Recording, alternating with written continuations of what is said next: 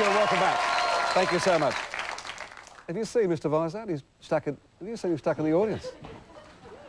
You're a serious fan, aren't you? We want the Corrs. All right, our next guest has spent his life doing what every big brother should do, looking after his little sisters, finding them a job, taking them on trips around the world, checking out their boyfriends, and I hope they're very, very grateful for what he does. Would you please welcome, along with you two, Ireland's biggest musical export, the Corrs. Andrea, Sharon, Caroline and big brother Jim.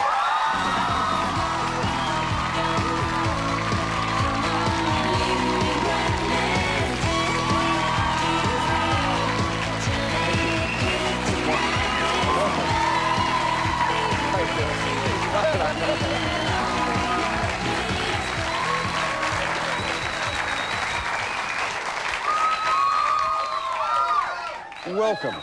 Now, Jim, do you get any respect from these sisters? Do they appreciate what you do for them?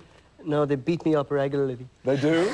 They do. And I probably deserve it too. Did you grow up in a family where every time we went to the bathroom there'd be girls' underwear and makeup and all that stuff around, did you?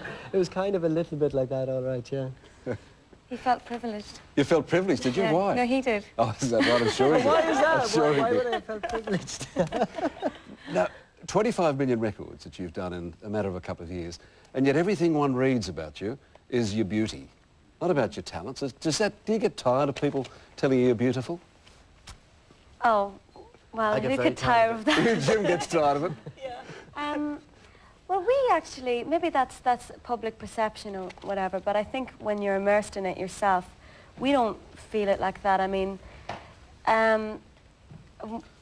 as you said, I mean, we've sold 22 million albums, and that's not 22 million photographs. You know, it's really, I think initially we pushed ourselves that little bit further because we did feel that maybe in certain ways, you know, people could be prejudiced or biased or think it's all looking a certain way and it's all so nice and pretty, and could it really be musical?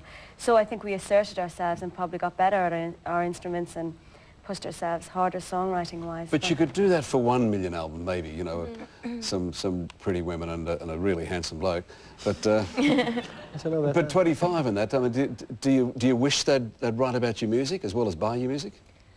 I think every time they come to a show, I think, you know, when anybody comes to see our show, they get the whole package and they get to see exactly what we do on stage, and anybody that comes away from that knows exactly what we're about. Yeah, sure. I mean, we don't wake up in the morning and go, hi, I'm gorgeous. I mean, it just doesn't work that way. So, I mean, it's like, you know, we're just involved in the music, and that's what makes us keep going and keep making records, you know. Do you have any thoughts on why it is that Ireland, with such a small population, produces so many wonderful musicians? Is it in the soul? Is it like poetry in the soul?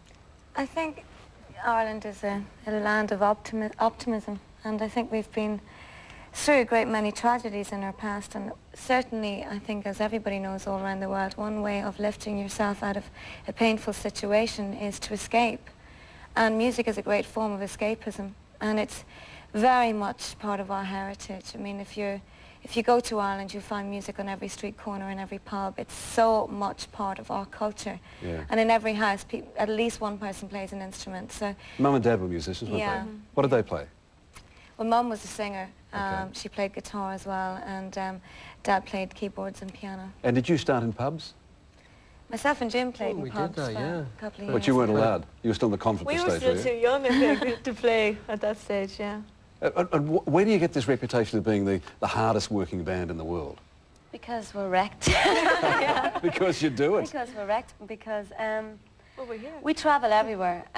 You've come in from New Zealand today, haven't you? Yeah, we don't actually, I think the fact that, you know, that we have had such success all around the world means we wish, and it's what we want to do, is to go and play in those places.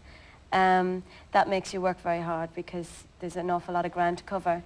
And we do it. And you write all your own stuff together. How do you do that? Do you get together and just write it, or does one write it and come and say, hey, this is a great song? It kind of varies, you know. It just depends who's most inspired at the moment. Who is most inspired at the moment? Too busy to be inspired. Too busy. Yeah, exactly. It really just depends. I mean, some of us get together as partnerships where, you know, might be myself and Andrea, Caroline and Andrea. Sharon writes on her own a lot. Andrea do a lot of lyrics, Sharon does lyrics as well. So it just really depends. I mean, it would be, infrequent that we would come together as a four-piece and actually try and write. But at the end of the day, there's definitely all four of us on each track. And I guess we've had these stories of the Osmonds and the Carpenters and the Jacksons and some of these families sort of split. Do you actually, you obviously get on, do you go on holidays together at home? Do you eat together? No. Nothing as silly as that. It's quite funny, right, because the way it's turned out. I think we fought an awful lot more years ago, and ironically, we smiled an awful lot more then. But and now we find that, I mean, with all we've been through, we probably are the only people that really understand each other extremely well, and you know, all the things we have gone through them together. And you know, when Sharon had a honeymoon, we all ended up out in the south of France with her. Is that right? The family. So sometimes it does get like that, because we really have freedom with each other. We do whatever we like. Nobody's kind of going, you know, we don't look at each other and go, my God, that's Jim Corrs, and he's out of his mind drunk, or, you know what I mean? Or, not that he would be, that is. Not but that if he he was. If he was. If he were to. If he was Irish Have and a drink, drinker, of if course he were would to be. dabble. But Catholic convent girls, to play at the Vatican, was that the highlight so far, or what was the highlight of Well, it? Catholic, I mean, you know, we did go to a school run by nuns, but I don't think I'd ever describe us as Catholic convent girls. I mean, Ireland has kind of moved a bit on from that, you know. Okay. That's kind of one of those kind of stereotypical images of Ireland that other countries have. Yes, it was a convent school, and we have been brought up Catholic. We'd like to pretty hard consider to- ourselves a bit more cosmopolitan than that. It sounds so kind I didn't of mean it as a put down, old-fashioned, because you know. every village you go to in Ireland, there's the Catholic Church hovering No, over the and it Vatican. is, and it's a beautiful tradition, I suppose. But we're kind of a lot more kind of multicultural now these days. Well, the Pope was the Pope or the Vatican? Was the Pope there when you The Pope, played? yeah. Okay, Yeah. it's a big gig. Oh, it was amazing. It That was Yeah. incredible, yeah, to meet a man. I mean, you only get one chance to kind of do something like that in your life, and it was only of recent that he was, you know, actually meeting artists at the time, and we just had a great time meeting him. It was amazing. What did he say anything? Said Merry Christmas. You're from Ireland. Said Merry hello. Christmas. That was it. That was the height of it. You're from Ireland. You're from Ireland, your family from Ireland, or whatever. And Merry Christmas. And the Queen? Did you speak to the Queen? We didn't actually get a chance to meet her, though. She was we did the Commonwealth Games when she was there, but she'd gone off before we actually got a chance. But we've been very privileged to meet some great individuals. Like recently we met Nelson Mandela, and that was an honour. He's a very charismatic. Were you in beautiful- South Africa? Beautiful person. Not in South Africa. No, I was in London. Okay. Do you have That was great. any idea why it is that after Ireland you're so popular in Australia? What is it about Australia that have taken the Corrs to heart? Maybe So it's many common. Irish. Maybe we, So many Irish? So many Irish here, you know. maybe I mean, we wanted to tour somewhere gorgeous and spend a lot of time. yeah. I think it's very similar. I mean, we always think kind of a very similar attitude towards life. It's kind of, you know, it's not a culture that is trying to be too cool to be anything, you know what I mean, that they're too cool to like this, or very free people, very liberated, very much about life is for living, and you work to live, not live to work. And we just also, another aspect, when we first came here and listened to the radio, we found what you listen to what we would like to listen to personally ourselves. So I think it's kind of, you kind of like melodic music like we do. You've been here 5 or 6 tours? Is it 6 yeah, now? something like that, I think. You're- Yeah, about 6, yeah. Almost a second home, isn't it? Yeah. Feels like it. It feels like it, does it? Now, when do you go home? You had a 5-week tour. When do you head back to Ireland? We come on Friday. We've got 2 more gigs left. That's in Melbourne tomorrow night and then the next night, and then we fly home for about 5 or 6 days off, which we're looking forward to. Now, in Melbourne, of course, Steve Vizard, we had earlier, who is probably stalking you, Jim. He's not stalking the girls, he's stalking you.